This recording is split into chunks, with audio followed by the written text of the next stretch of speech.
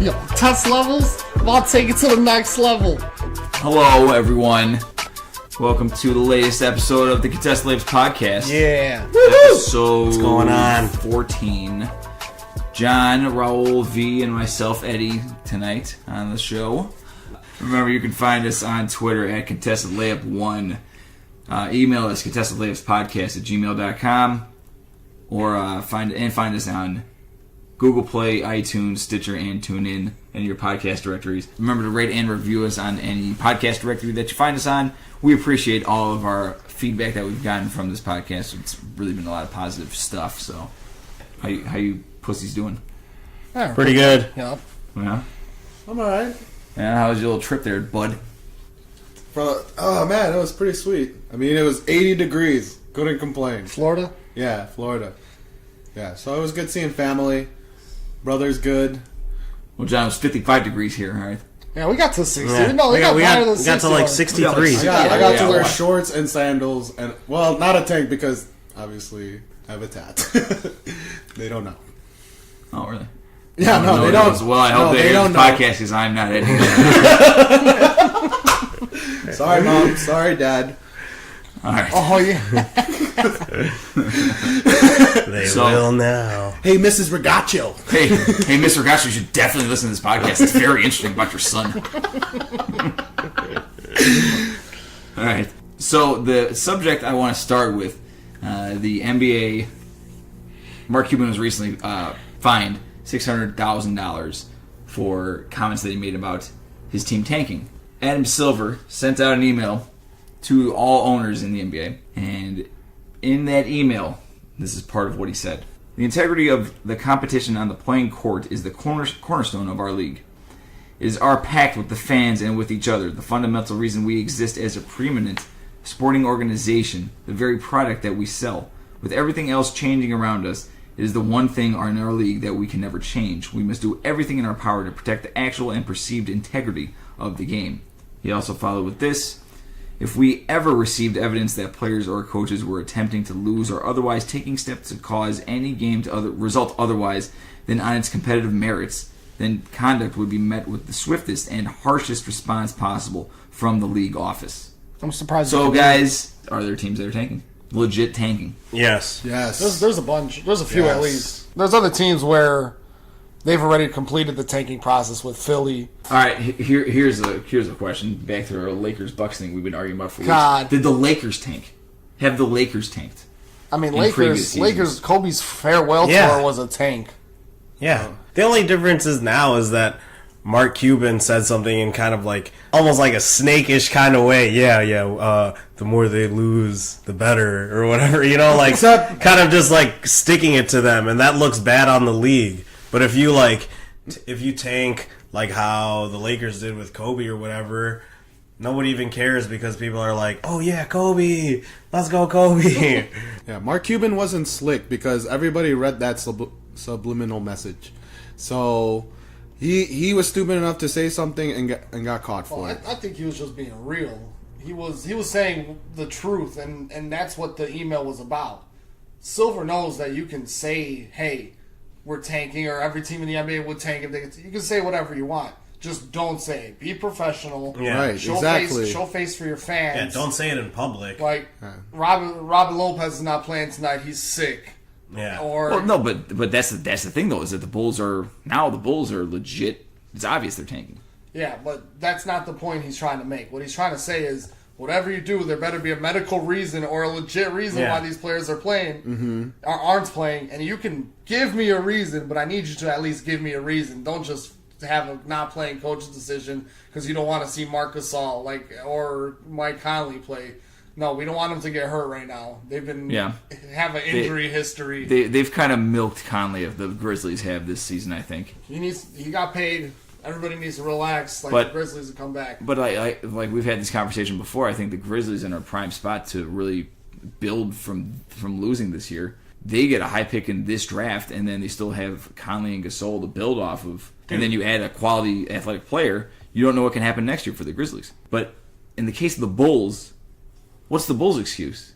They're sitting Justin Holiday and Robin Lopez. Okay, those guys aren't superstars or anything. Can we play Justin Holiday? Because that's really, I know. Really he's bad. Please stop trying to think. Why do they think this guy is so good? Exactly. But all right, Robin Lopez. Robin Lopez is a good quality center, right? Okay, yeah. How can the Bulls sell not playing Robin Lopez? That's a very hard sell. They didn't have any injury spells this whole season, but they just said, "Oh yeah, we're gonna start Felicio at center." Yeah, but I mean, if you're watching the games though, you don't mind seeing that because Robin Lopez was never like an offensive player or whatever. The stuff that he did well, isn't what grabs casual NBA fans. Okay. But if you watch the Bulls games, you see Bobby Portis dropping 38, or you see Felicio hitting 8 out of 8 shots for 12 points and shit, then you can totally justify sitting out Robin Lopez, because then you're just saying, oh, well, we need more scoring, or we need more of this. Robin Lopez wasn't really an offensive option. So you think it comes down to the quality, to the name and the quality of the player that's being sat out, not just a veteran who can help the team, but if it's a star player, if the Bulls were to sit Zach LaVine for no apparent reason, or if they were to sit Lauri Markkanen, the thing is, then that would adhere to the Bulls actually tanking. If you're playing Denzel Valentine 40 minutes over Lauri Markkanen, dude, Adam Silver knows that teams are tanking. He probably even knows way better than everybody else. It was the main reason why he probably said it was to save the NBA's image. Yeah. Because Mark Cuban was endangering their it's image. Pretty much damage control is what Adam Silver did. Damage control. He's not really going to... I'm sure he's probably not even going to collect on the fine from Mark Cuban. He's just yo, chill out, dude. So he's just telling everybody else, chill out, Cam can make this public. If you have to try to do a good job of entertaining the fans still. Yeah, guys, don't make it fucking obvious. Yeah, that's all he's saying. Yeah, don't make it obvious. In his email, he was stressing the level of competition and making sure that competition is at the forefront. That speaks to what he's really trying to get to. As long as you're putting out a product that can be competitive, then he's all right with that. If the fans see guys who are playing and trying hard, then he's fine with that, as long as that's the case. If you're throwing out bums and actually telling them to lose on purpose, I think that's what he was getting toward. Yeah. Is that, okay, if you're telling Chris Dunn to miss every shot and take terrible shots, take pull-up threes every time, that's garbage. So my question is, will the Bulls keep Robin Lopez, Justin Holiday? Will they try to trade them? You're talking about this offseason? Yeah, this offseason, beyond the season, after the season ends. What are they going to do with those two guys? Probably going to get rid of them. Holiday was signed to a multi-year deal this past summer. So is Lopez. Lopez is on the books for at least another 2 years. Lopez will stay.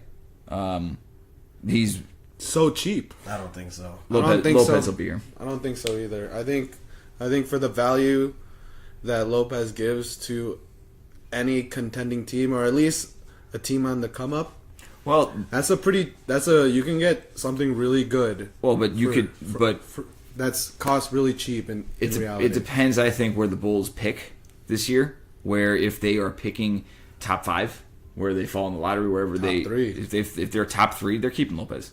Why would they trade him? There's no reason to trade that guy, because you'll be competitive next year for a playoff spot. If they have the 8th pick and New Orleans pick is the 18th pick, but then they can move up to the 3rd pick while including Lopez in a trade. Yeah, that's what I'm saying. Yeah, then you do it. Holiday, he's a bench guy. I mean, when the Bulls are good, he's a bench guy. He's a bench scorer. You know what? We're gonna actually talk about the Bulls real quick. The front office of the Bulls, whether they're tanking or not, obviously the Bulls are rebuilding. We're gonna ask a similar question as we asked last episode. We graded Fred Hoiberg out. How has John Paxson and Gar Forman, how have they done this year in building this team? Out of 10, scale of 1 to 10, 10 being they are the best in the league, 1 being they should be fired tomorrow. Now, where are they? And the season began day of the draft. I mean, if it began the day of draft and trying to get the organization in the right way, I'd give them maybe a 7.5, 8. Wow. And just because, but that's this season. We'll talk about what I think of the whole shebang after. Yeah, that's fine. But they got a good young player. They got rid of Nikola Mirotic, which is an A++++. You brought in my man Justin Holiday, the tank, which is an A++++. This guy. And I like the moves they made. Zach LaVine's good. You love him. Chris Dunn's okay in my book. But we got Laurie, and he's looking like he's going to be something serious. Yeah. So, just based on this season, I'd give him a 20 out of 10 for getting rid of Nikola Mirotic, but I'll give him an 8. All right, man. You give him an 8. I'll give them a 7. Okay, why? For a lot of things that V said, they got 3 good pieces in Levine, Dunn, and Markkanen. They look more competitive. Yeah. And they got rid of all the garbage out of the team. But do you think the locker room's better? Yeah, I think the locker room's better. I think they all like each other. That's the most important part of this whole thing, is as long as these guys like each other, they will play for each other. So that's a great point. So for that, just for this season, I'm with V, 7.5 to 8.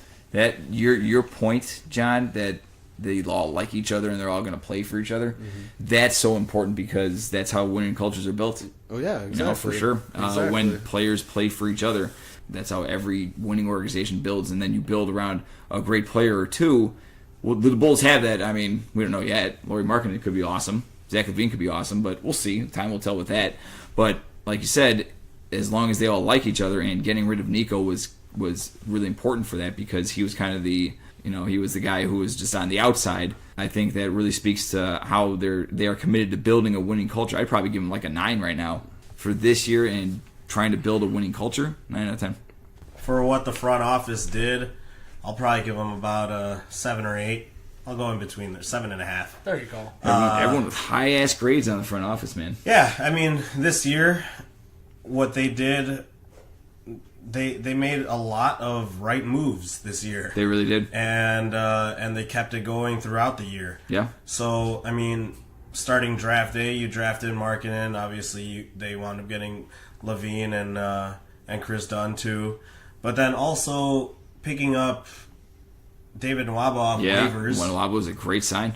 And he's a great glue guy, great guy for the locker room. Yep, for sure. They did a good job of dealing Mirotic, so they got Mirotic for a top 5 protected. And just as far as filling out the pieces, I think they did a good job there. They're really on top of their shit, and yeah, 7.5. Okay, wow. Now, here's where it gets tricky because this year they've done a great job rebuilding, and then the fact that they had to rebuild pissed everyone off for a long time. So, I'm just going to list the trades, since 2012. 2012, the Bulls trade Kyle Korver to Atlanta for cash. 2013, Luol Deng is traded to Cleveland for Andrew Bynum, 3 second-round picks, which turned out to be Sir Dominic Pointer, Paul Zipser, and Jordan Bell. 2014, the Bulls trade Gary Harris and Yusuf Nurkic and Sir Dominic Pointer to the Nuggets for Doug McDermott and Anthony Randolph. 2016, the Bulls trade Derrick Rose, Justin Holiday, and a 2017 second-round pick to the Knicks for Jose Calderon, Jerry Grant, and Robin Lopez. Also in 2016, Cameron Barstow, Raul's boy, was traded to Brooklyn for Spencer Dinwiddie, who was later waived by the Bulls. 2016, Tony Snell was traded to Milwaukee for Michael Carter-Williams. And in 2017, Taj Gibson and Doug McDermott were traded to Oklahoma City for Joffrey Laverne, Anthony Morrow, and the legend Cameron F. Payne. Chris Payne. Cameron Payne, the F stands for fancy. So those trades, the Bulls lost, you could say all of them. The Rose trade is probably the only one that they won because they were able to snag Lopez and they were able to get Justin Holiday back in free agency. The majority of them were traded. They traded productive at the time NBA players for nothing. That obviously has to factor into what their grades are. And I'm not trying to paint them in a negative light, but that's how you go into this season needing to rebuild instead of having built already a winning culture like the Spurs have done. The Spurs, Tim Duncan retired 2-3 years ago, and they're still a top 4 seed in the West. They built a winning culture because they continue to make good draft picks, make key free agent signings, not blow their team up with terrible trades, make probably one of the most lopsided trades in NBA history by trading George Hill for Kawhi Leonard. What the fuck happened with the Bulls? If you list those names off, all the names you listed are players that could have been productive. Nurkic, and Gary Harris, Spencer Dinwiddie. And whenever Spencer got in the game in a Bulls jersey, I felt like he was comfortable in there. And I thought so too. I remember that. Yeah, he was looking good. And there's something to seeing that. I feel like when you can see that, you can judge who you want to keep and who you want to let go. And then you had Tom Thibodeau, and he's only playing certain people, so you can't even see that. You can't even see who's going to be coming up. That's true. And then you have the problem with Fred Hoiberg and the team where they brought in all these stars, so they already tried doing this rebuild, but then they freaking botched the rebuild, and they got D-Wade, and now you can't look at these guys again. And then you got Doug McDermott, which is like throwing an atom bomb on your team. And then you got Nikola Mirotic, who's like bringing another 3 atom bombs on your team. And now nobody even likes playing on the court, and that leads to nobody wanting to be here. So Spencer Dinwiddie's like, yo, I'll go wherever. I don't care. In Brooklyn, oh, you guys didn't know I could hoop. He's having a good year this year. Very good year. Overall grade 1 out of 10. Now, what I want to say, though, is like, remember that this was when Gar was the face of the Bulls front office, where he was the guy talking to the media all the time. Paxson kind of took a back seat. I personally think that Gar was kind of in charge. Yeah, that's what this looks like to me. It looks like these past few years, it was one guy running the show, and then now it's somebody else who took over. 2012, 2013, 2014, you were still dealing with Rose's injuries. It's true. So, I mean, they were just trying to work around that. Derrick Rose getting hurt really fucked them over. But then after that, and you realize that, okay, we're not going to win a championship. This isn't working. And even with Thibodeau, they felt. So that's why they brought in Hoiberg, and then they tried redoing it, and then they tried rebuilding around Fred Hoiberg. But then Fred Hoiberg was just doing so bad during that time that they didn't really know what to do, so it got all jumbled up. But then now that Hoiberg is like a little more acclimated, and then they freed up a lot of space and stuff, and they wound up they finally gave the reins to somebody else. They're like, all right, well, let's trade Jimmy Butler now. And that was the balls that whoever took over had to get them to where they are now. Okay. Who do you think? What's your grade? You know it's like 5. 5. Wow, that's pretty high. With all the mistakes, just because of how they look now. Yeah, just because of how they look now. Because okay, yeah, it was such a drastic turnaround. All right, John, what do you say? I just wanted to add that it didn't help that whatever they had behind the scenes was made public, their personal spats. Yeah. With Gar, Pax, and Tibbs, especially when they fired Ron Adams. Mm-hmm. And no reason to. No apparent reason. They just didn't like the guy. And guess where he ended up? He's on the Warriors. He's on the Warriors, orchestrating their defense. Yep. Like you said, all these trades were dumb. It was pretty obvious that they were trying to rebuild another team around Rose. Yeah, of course. But the D-Rose not playing for like two and a half seasons, whatever. I think that really prolonged their rebuilding process. Okay. So I'm going to give him a 3. So, and you're including this season too, right? Yeah. V's a 1, Raul's a 5, John's a 3. Oh, man. You're a 10 because you love Zach LaVine. Absolutely not. So Eddie loves the Bulls so much that definitely he's going to say like an 8. a 15. No. I'll say this. The Bulls made some no, I don't know if it was a product of Tom Thibodeau being able to get the most out of players like Nate Robinson and Marco Bellinelli and DJ Augustine when they were here and stuff. Omer Sheik, CJ Watson, Ronnie Brewer. Like that was a 62-win team that was a number 1 seed. He gave John Lucas a couple more years just for Yeah. being on the Bulls. No, for real though. I mean, yeah, so I don't know if that's a product of management being able to just find players that were coachable for Tom, but at the same time, all those trades were so bad. I mean, I know the Rose injury hampered them, but how you just continue to just throw your season away by dealing productive players for cash or second round picks or Andrew Bynum since Gar Forman came into the fray. It's hard for me to give him anything more than a 5 because you had a championship team, you built it, but then you fucking sabotaged it by just Exactly. The D Rose injury. Exactly. of course. Yeah. Oh, I know. And D Rose didn't help it, but they tried to do They it. didn't know Rose- how to deal with the Rose injury. No, they didn't, and I mean that'll hurt almost any franchise. I'd give Gar a 4 out of 10. All right, now we're going to go to our interesting conversation. In 1996, the NBA released its 50 at 50 top 50 players ever in its 50th season. In 3 years, the NBA is going to release it should release its 75 at 75. So, what we're saying, we are keeping the top 50 ever, whoever was in the top 50. Okay? It's a bunch. There are some guys that I never heard of that are in that top 50. And they made it there for a reason. And they did. I mean, I'm sure they're pioneers of basketball, which is fine. But what we're saying is, who is the other 25 since 1996 that would be on that top 75? Here are the guarantees, the guaranteed ones, okay? Number 1, Tim Duncan. Number 2, I mean, in no particular order, guys. Number 2, Kobe Bryant. Yes. Number 3, Kevin Garnett. Number 4, Dirk Nowitzki. Number 5, Paul Pierce. Number 6, Tracy McGrady. Number 7, Shaq. Number 8, LeBron James. Number 9, Ron Artest. Number 9, Wait, that's Ron not, Artest? Allen Iverson. Allen Iverson. Number 9. Number 10, Kevin Durant. Number 11, Steph Curry. Jason Kidd. Yeah. Number 12, Jason Kidd. Number 13, Russell Westbrook. Number 14, Chris Paul. Number 15, Steve Nash. Steve Nash.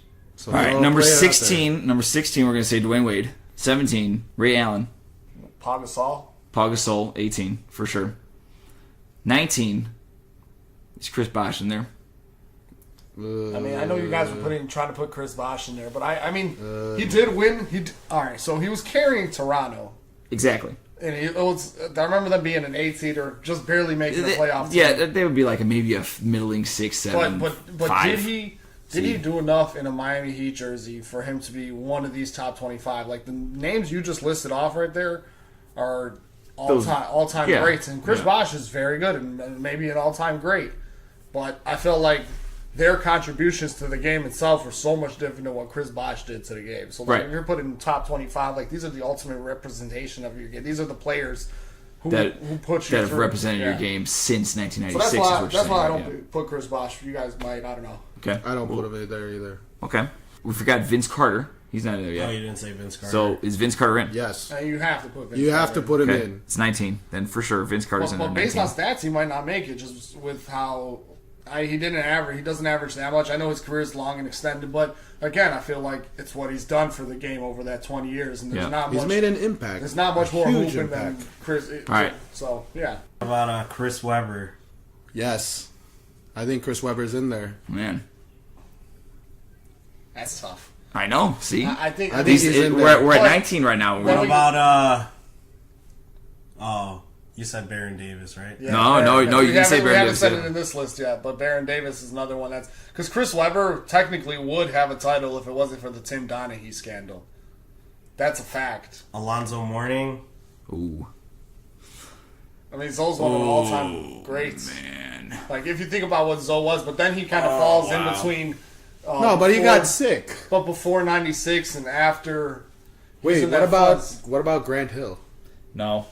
Grant Hills? That's another one who got injured. And He. like, am I gonna put Penny? But he played. But if we're gonna put Vince Carter in there, then But due Carter- to longevity, then we should put Grant Hill in Yeah, there. but Grant Hill's longevity didn't come with playing games. Vince Carter's did. Like I felt like I don't know, man. Vince Carter played a lot more games than Grant Hill. He'll He miss definitely how many played more games how many seasons did Hill miss? Like 4? Something like that. Yeah. I don't know. He left. He came back. He was like Dave Chappelle. Then he did some special on Phoenix. All right, hold on. Here's what we're gonna do. We're gonna write down. So let's go, Chris Webber. I say So this is for the last 6 spots. All right. I think Did we put Bosch in there? We did not put No, Bosch in there. no. Okay. No, we did not. Okay.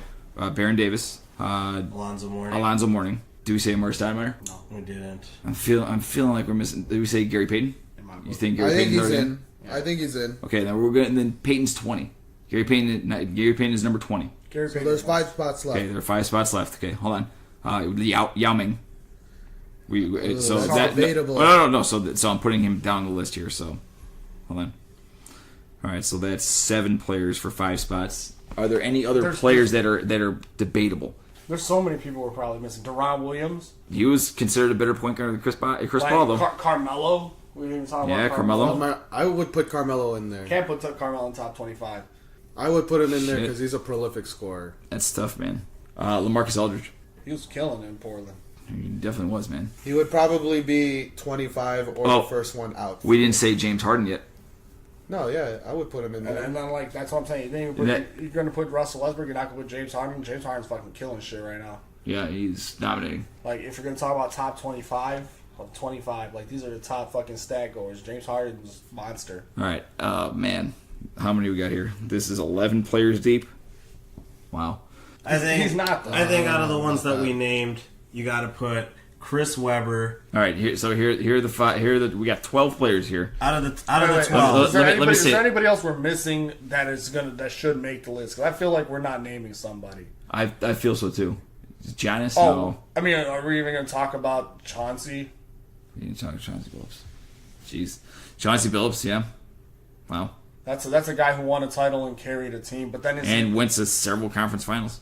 All right, I'm gonna tell you. Go ahead. How many do we? How many do we need? We 5. need 5. give me All 5. right, here. I'll tell you my 5. All right. The 5 that I think that we should put on there: Amari, Lonzo, Chris Webber, Baron Davis, and Carmelo. All right, V. Who we got, V? Man, if I'm going to do it based on how I feel these next 3 years are going to go for the top 25, Yep. I'm probably going to have to do Chris Webber, James Harden, Kyrie, Chauncey, and Baron Davis. Wow. All guards, almost. Because all these big dudes are garbage. All right, so for both of you, the common denominators are Chris Webber and Baron Davis on those lists. Go ahead, John. All right, so here's my top 5. It's Chris Webber, Carmelo, Kyrie, Harden. I'm gonna have to go with Chauncey on this one Oh, wow. Chauncey gets because he two. got he won the Big shot. title against a team that everybody predicted to make the to make the finals and to win easily. Yeah. The Lakers had Shaq, Kobe, Gary Payton, and Carmelo. Yep. That was supposed to be the unstoppable force, the Goliath. And you see these guys from Detroit, we're like, man, fuck these guys. Who gives a shit about this shit? You know? Who's Carmelo? Yeah, who is Carmelo? Who's this old man in front of me? Excuse me, I'm Chauncey Billups, top 100. Who's this big old dummy? Shaq, is that you? You know? So, that's why I put him in there. 'Cause All right. I respect the Carmelo pick, too. Yeah. you have to put him. He's a prolific scorer. It's a hard last 5 of this top 25 to put in there because, again, we're 3 years away from it. And so Yeah. I think the way that you thought for it, V, is The correct way. well, Yeah, the right way. I made my list based on what you said earlier. Are you going to make it the 3 years from now, or are you going to make it right now? You know, so that's why I didn't pick LaMarcus or James Harden, because I think that there's still so much more to see from them. Well, I feel like LaMarcus, you're going to... maybe. Like KD and Steph Curry, like, you already know what those guys, like, KD is that fucking... He's the fucking truth, dude. That guy. You don't think James Harden is the all-time. truth, though, after what you Nah, said? I mean, like, he's getting Nah. there. He's getting there. Well, you go. Yo, the guy's dropping Wes Johnson like it's nothing. No, I understand that, but Oh, Wes as far Johnson. as like just Shout out to Wes Johnson. as far as like the impact, R.I.P. and, Wes Johnson. you For know, real. like as far as like the impact James on, Harden. on James what Harden they do, tooked. I think James Harden's gonna reach that kind of status, but within that in the next 3 years, maybe even this year. But as of right now, not yet for me. Not over, All right. not over like some of those other guys. All right. All right. All right. So I'm going Carmelo Anthony for sure. Fuck y'all. I'm going Yao. All right. His impact on basketball is so great. Yeah. I think that overshadows the fact that he had a short NBA career and didn't reach the finals or anything. He rolled out the carpet for Kobe and James Harden in China. Yeah, of So course. And Stephon Marbury. And Steph Marbury. Shout out Steph Marbury winning titles. I'm going Yao. I'm going Chris Webber too, man. Chris Webber is such a monster in Sacramento. He was so good. He was so good. Chris Webber's definitely on the list. He's 4 of 4. I'm going LaMarcus Aldridge out there. He's been fantastic his whole career right now, and then I'm going Kyrie. I gotta go Kyrie, He's the man. best point guard in the league. He's so good.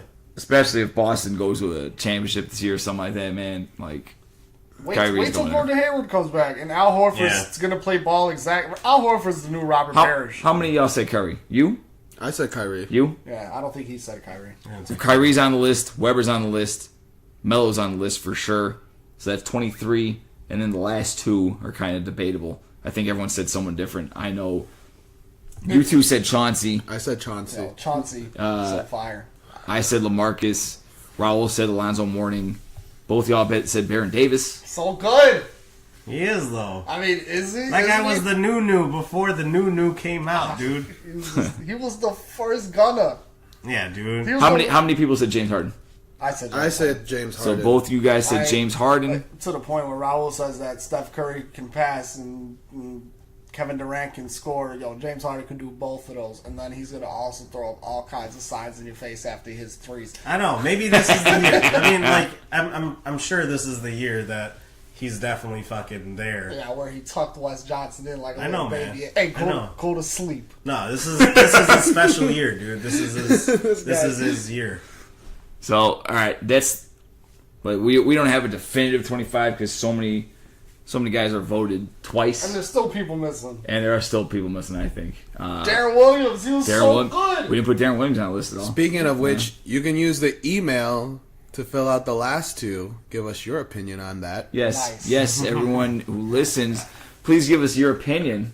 Send us an email to contestedlayupspodcast@gmail.com. Or stop by Twitter at ContestedLayup1 and drop me your responses. All right, let's finish up with last thoughts, gentlemen. Final thoughts. I have a final thought. All right, go ahead, John. I called V about this last night, but my final thought is actually, in my opinion, my pickup of the week is Jakob Poeltl, and he's been doing numbers, man. Poeltl's pretty nice. For Toronto? Toronto, Yeah, all right. He only plays Everybody 20 slept minutes. on him, and I looked at his game log. I'm like, this guy 3 blocks, 2 blocks, 3 blocks, 2 blocks. That's a nice. Why'd you stat tell me, line. man? Pretty good. That's Why'd a you nice. tell me? That's a Because I nice just stat looked line. into him yesterday. I wasn't really paying All right, attention. no. Ooh, in the shadows, baby. Ooh, like the Phoenix, resurrecting. You think I'm out of the playoffs, motherfuckers? Watch out. My final thought is going to be about LeBron. It's going to be about LeBron today. There was something that came out that some artists in Philadelphia put out billboards trying to recruit LeBron, and I just want to say I don't think that would work at all. In Philadelphia? Yeah, I don't think Philly. I don't think LeBron going to Philly would help them win. I think it would hinder the development of Ben Simmons, and I just don't see. I just don't see how it would work out. I think it would be too much. I think it would be too much. It'd be too much talent. Yeah, It'd be exactly. Too much 60-win seasons. Okay. Too much learning curve passed. Okay. Yeah, Oh, hey, you don't know how to win. Now you know how to win. All right, man. we'll see you when they get to the playoffs. Yeah, we'll see what It's happens. a different game. Could be. Final thoughts. Nate Robinson. You should just watch highlights. That's one. Eddie doesn't know who Sean Kemp is. He doesn't think he's top 50 or he's top 75, and I understand, but He wasn't even named. He wasn't even named in our top 75. that's here. because you suck and you're an idiot. You don't know basketball. You guys had plenty of chances to name Sean Kemp, and you Oh, didn't. yo, don't worry. You never seen the Sean Rain Kemp Man. will You know what I'm smash saying? all these motherfuckers, That's what I'm saying. You dude. think Sean Kemp in today's NBA? He is smashed top All Country 25? Buffet too. Let's not forget about that. I mean, I'll give him credit for all those years in Seattle, but after Seattle, it went nowhere. It went nowhere. Telling you. So good, though, for a tie. I love Sean Kemp. But yeah, those are my final thoughts on the day. Nate Robinson, Sean Kemp, Manu Ginobili. All right. My final thoughts. Number one, two things about the Bulls. They'll be quick. The Bulls have some of the worst closeouts on defense I've ever seen in my life. Jeez, terrible. Oh my God, they're overrun everything. It's Cannot very close out a annoying. game, for fuck's sake. No, but I mean, just closing out defensively. No one chops their feet. They always jump at a shooter. It's ridiculous. And then number two, I think next year the Bulls will have 7 players on the roster from this year that'll be there next year. We're gonna go Dunn, Levine, Laurie, Robin Lopez, Bobby Portis, David Nwaba, and Denzel Valentine. Justin Holiday. Justin Holiday will not be here next year. They love him. I don't know, man. I can't see Holiday here. All right. Thank you again for listening to the Contested Layups podcast. Remember, you can find us on Twitter at Contested Layup 1. Let us know what you think about our top 75 list on Twitter, too. Or you can email us at contestedlayupspodcast@gmail.com. Again, let us know who your top 75 are or your best 25 in the last 25 years. Thanks for listening. And find us on iTunes, Google Play, Stitcher, and TuneIn. Rate and review us. Peace out, podcast. Later, guys. Thank you. Have a great Friday, everybody.